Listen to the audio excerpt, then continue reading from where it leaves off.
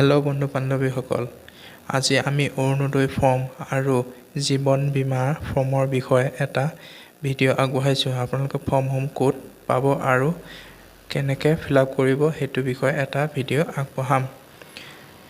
BJP চৰকাৰ কৰ্মৰত সদস্যসকলে আপোনালোকৰ ঘৰে ঘৰে গৈ ফৰ্মবোৰ প্ৰেৰণ কৰিব। এই ফৰ্মসমূহ আপোনালোকে কেনেকৈ ফিল আপ কৰিব সেই বিষয়ে এই ভিডিঅ'ত আপোনালোকক অলপমান দেখুৱাই দিম। কি ডকুমেণ্টছ দিব লাগিব সেই বিষয়েও আপোনালোকক দেখুৱাম। প্ৰথম আপোনাৰ প্ৰমাণপত্ৰখনত আপোনাৰ অৰুণোদয়, যিসকলৰ ৰেচন কাৰ্ড আছে সকলো পৰিয়ালক অৰুণোদয় দিয়া হ'ব, চৰকাৰে ঘোষণা কৰিছিলে। ৰেচন কাৰ্ডত থকা পৰিয়ালৰ মুৰব্বীৰ নাম লিখিব, ৰেচন কাৰ্ডৰ নম্বৰ দিব।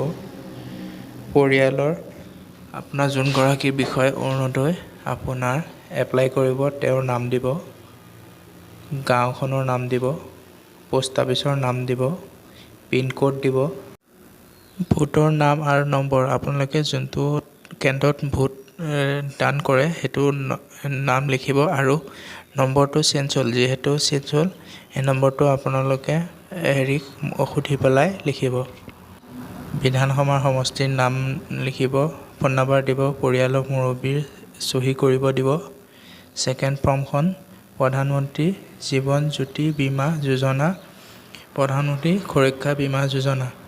এই ফৰ্মখন আপোনালোকে পৰিয়ালৰ যোনজনে উপাৰ্জন কৰে তেওঁৰ প্ৰথমত নামটো দিব, বয়সটো এণ্টাৰ কৰিব, তাৰপিছত গাঁওখনৰ নামটো ভালকৈ লিখিব, আপোনালোকৰ ডাকঘৰৰ নামটো দিব, আপোনালোকৰ এৰিয়াৰ পিনক'ডটো দিব, বিধানসভাৰ সমষ্টিৰ নামটো লিখিব, ভোট কেন্দ্ৰ বাৰু নম্বৰ।